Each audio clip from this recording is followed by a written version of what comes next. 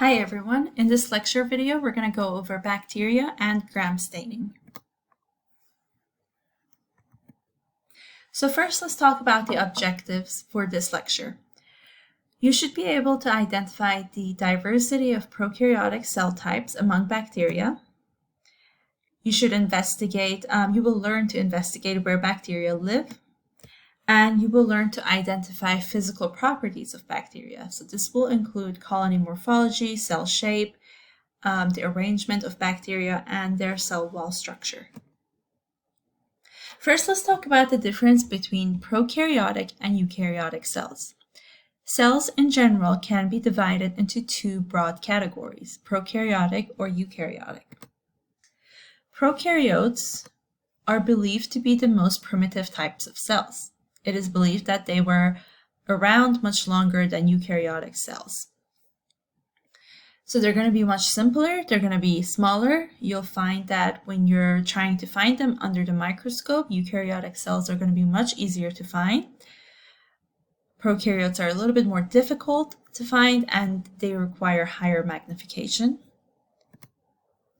They lack membrane-bound organelles, and this includes the nucleus, but also other organelles such as the mitochondria, the rough ER, the smooth ER, the Golgi.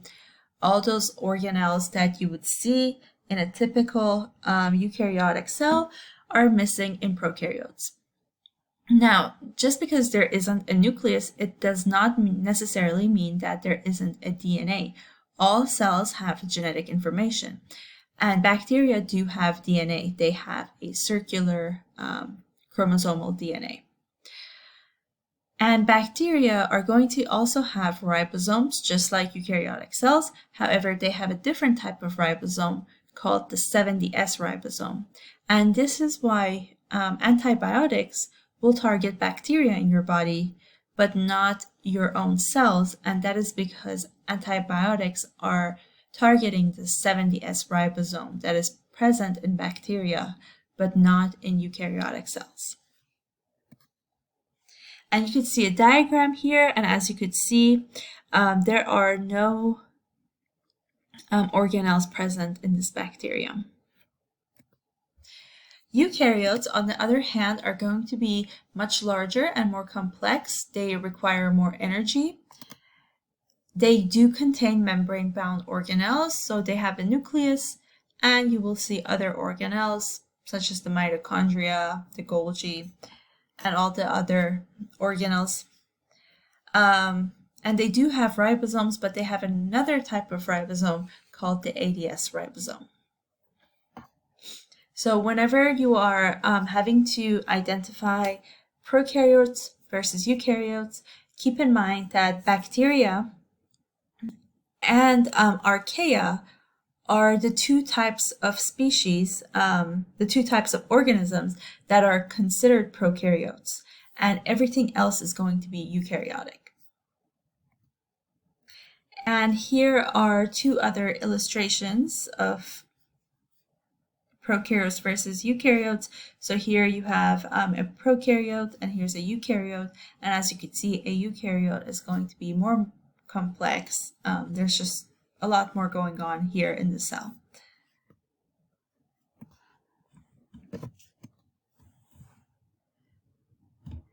So let's keep in mind that the bacterial species, the number of bacterial species is going to be very large.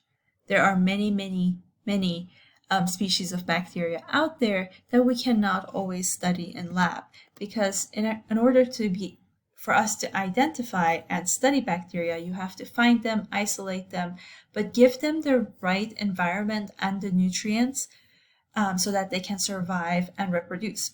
And that is not always possible. So just because they're not being isolated and studied, it doesn't mean that they don't exist.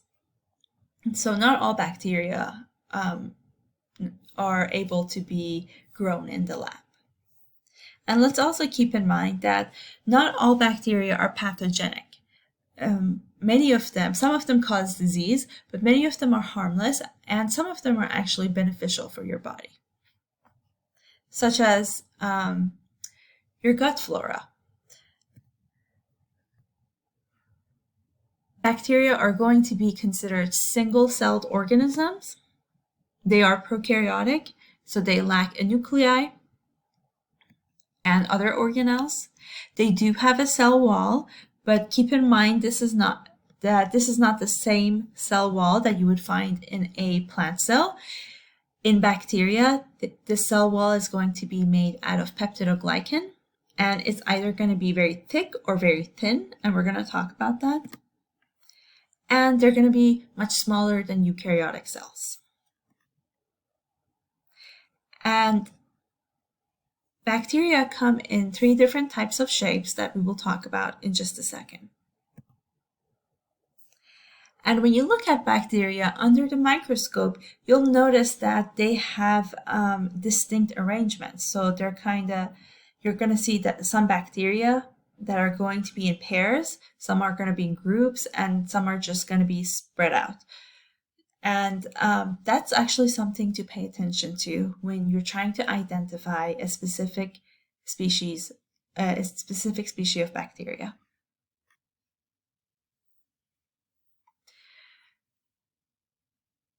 Let's talk about the colony morphology.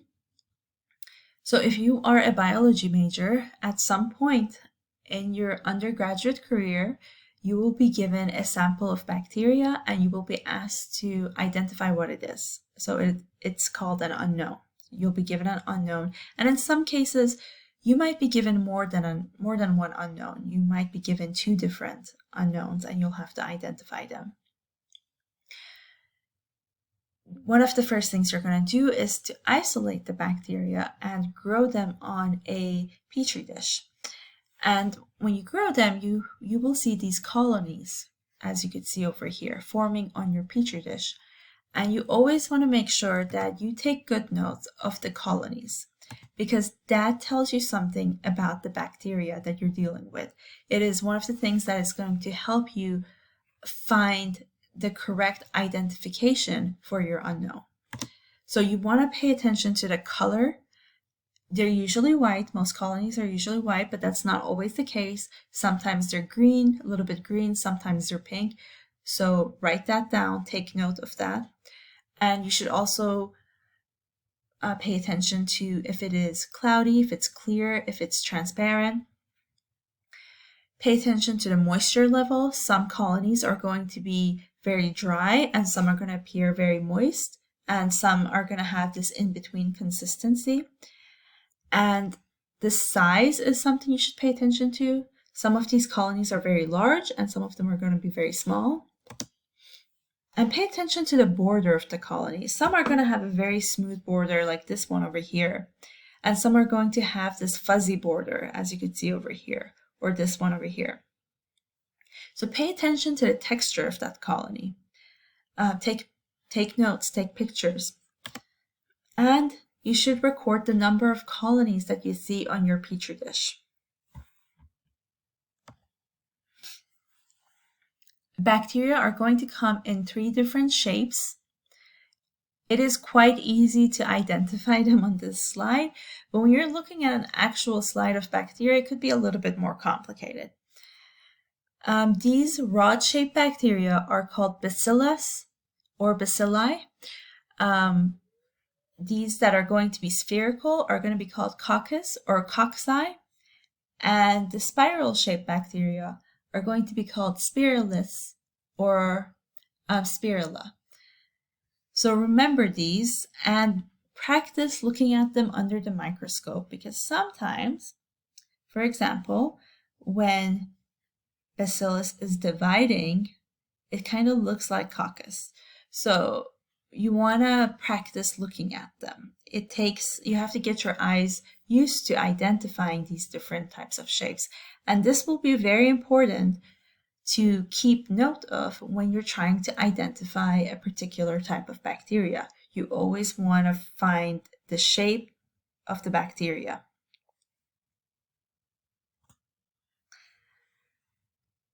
And when you look at bacteria under the microscope, you want to pay attention to how they're arranging themselves. It depends on the bacteria. Some will come in pairs like this one. Some will form lines. Some will form these clusters. and some are going to just be spread out. They don't really attach to other bacteria. So pay attention to these characteristics of bacteria, because it is one of the things that is going to help you identify the bacteria correctly. And for your exam, you should know what these mean. So coccus, diplococci, streptococci, you should kind of study these and know what they mean.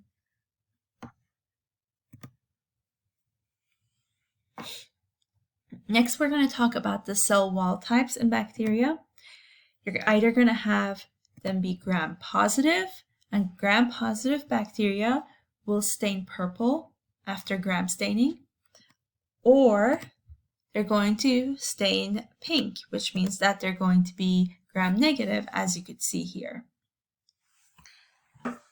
What you'll notice with the gram-positive bacteria is that they have a thick peptidoglycan layer, and this thick peptidoglycan layer really absorbs the color of the crystal violet that you add in the process of gram staining, and this is going to be the first reagent that you add in this process. And with gram-negative bacteria, it doesn't really hold that color of purple. When you look at the cell wall types, here's a gram-positive right here, and here's a gram-negative. And as you can see, they both have peptidoglycan, but in gram-positive, it is going to be much thicker, and in gram-negative, it is going to be much thinner. And the interesting thing is, sometimes students will think that gram-positive bacteria are more dangerous or more pathogenic, but that's not necessarily true. Gram-negative are actually harder to get rid of, so they're considered to be a little bit more dangerous than gram-positive. And the reason for that actually is because if you pay attention here, you'll notice that gram-negative has a plasma membrane on the inside and also has one on the outside. And this makes it a little bit more difficult for antibiotics to target. So let's look at this picture on the left here. This is going to be gram-positive, and this is going to be gram-negative. Let's talk about the metabolism of bacteria. So bacteria can be autotrophs, which means that they will use substances that are available in their environment to produce their own food. And they can be photosynthetic, which means that they can use light energy, kind of like plants, to produce their own food, or they can use chemicals in their environment to produce their own food. And other bacteria are going to be heterotrophs, which means that they need to consume organic compounds to survive and reproduce. And usually this is things like sugars and carbohydrates and things like that. And most likely the bacteria that you're going to be working with are going to be heterotrophs. These are the exercises that you will do in lab. You will learn to grow bacteria from your environment, which is kind of cool. You will look at some prepared slides to be able to identify different types of bacteria, get practice with the microscope, and you will learn how to prepare slides, and you will also learn gram staining.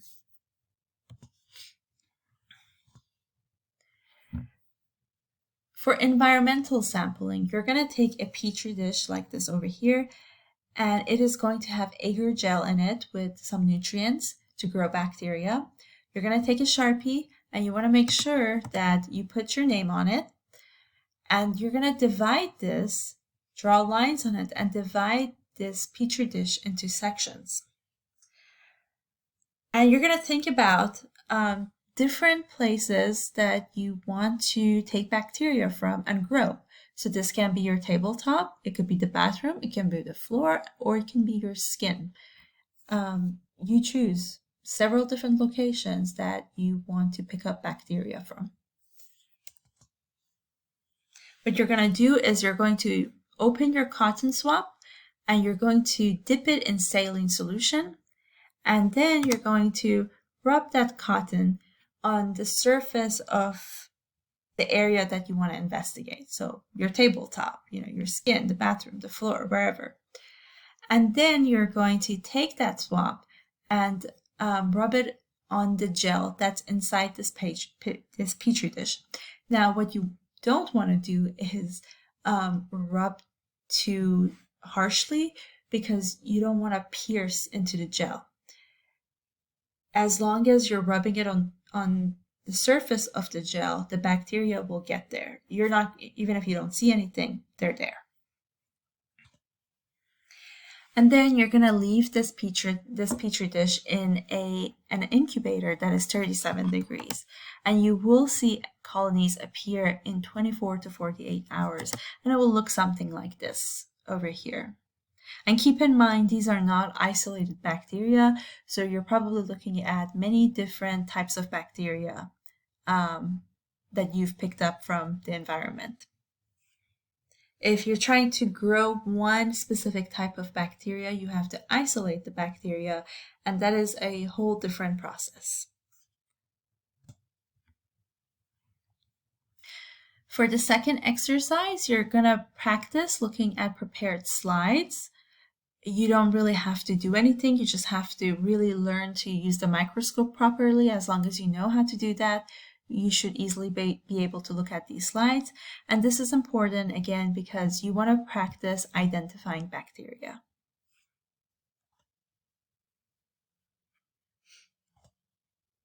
Okay, you're going to learn how to prep slides. So when you do this, you're going to take a clean microscope slide, as you can see here. You probably want to label it, and you want to take a China marker and draw a circle on it. On this PowerPoint slide, it says that it is optional. I highly recommend it. It will make it so much easier if you draw the circle. And then what you're going to do is put a few drops of water in the center of the circle over here. And you're going to leave the slide aside, and what you're going to do is you're going to take a wire loop, as you can see in this picture here, and you're going to hold it over the flame to sterilize it. So you're going to light up a Bunsen burner, and you're going to hold this wire loop on the edge of the flame.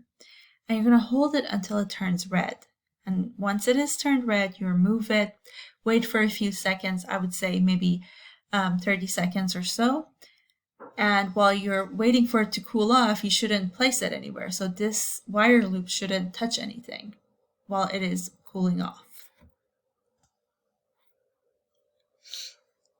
You're going to take the wire loop and you're going to pick up a small sample of one of your colonies.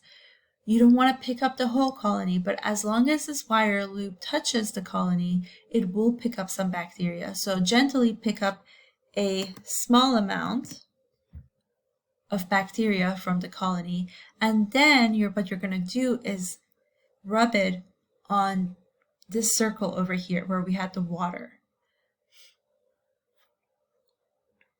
So the bacteria will be transferred from the wire loop onto your slide, and they will kind of be in this,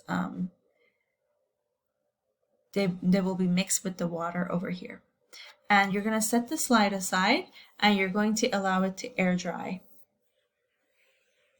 And, this depends. I would say maybe 5 to 10 minutes usually. Next, you're going to heat fix the bacteria on your slide.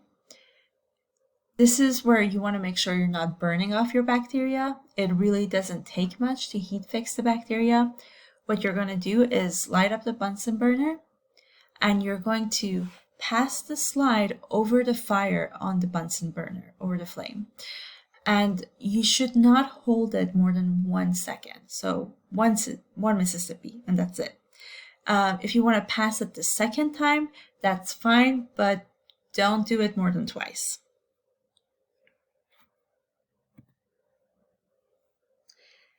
Okay, now we're going to talk about gram staining, and for your exam, you should have all of these steps memorized. Now you're going to take that heat fixed, that slide with the heat fixed bacteria, and what you're going to do is take crystal violet. So this is the first reagent that you're going to use. You're going to pour a few drops over your bacteria and wait for 1 minute. And then you're going to indirectly wash it with water. And what you're going to find is that usually in labs, there's bottles of water that you could use specifically for this. You pour it on top and you wash off the crystal violet. Next, you're going to take grams iodine and you're going to pour it over your slide and wait for another minute. And then you're going to wash it off with water again.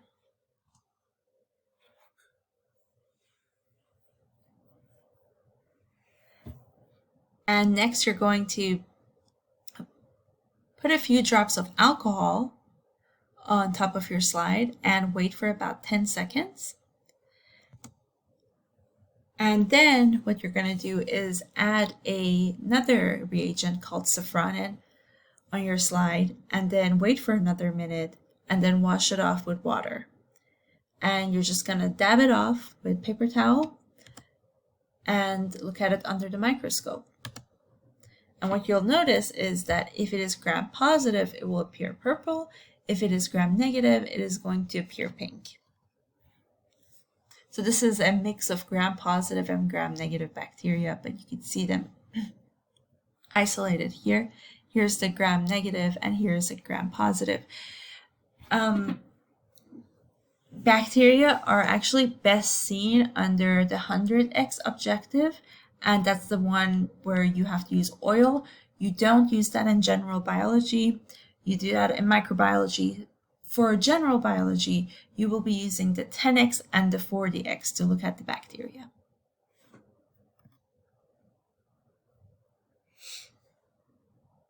And again, also pay attention to the cell wall, so if it's gram positive, gram negative, but also the shape and also the arrangement of the bacteria when you look at them under the microscope.